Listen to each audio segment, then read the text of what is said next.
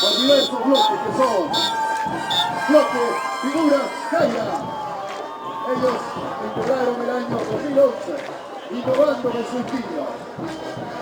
Vamos a saludar al bloque Aucatacha, que integraron el año 2013 con su bloque compuesto por 20 bailarines, hombres y mujeres. Las figuras rompe corazones. ¿Qué te parece esa palabra? Rompe corazones.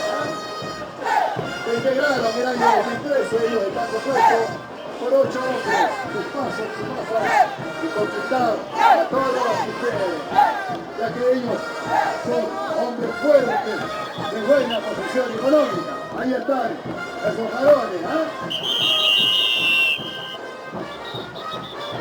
Bloque principal, Axamarca, es el bloque con más experiencia y antigüedad. Está compuesto por más de 60 bailarines, hombres y mujeres.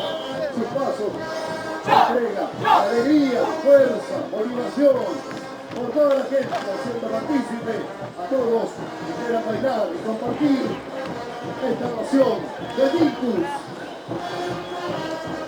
Vamos a saludar a los amigos que conforman cada bloque, para Francisca Navarrete, Cecilia Baltazar, para todos los integrantes de cada bloque de los Victus Axamarca de Oro.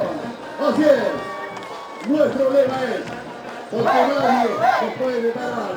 Facha, sí, otro no.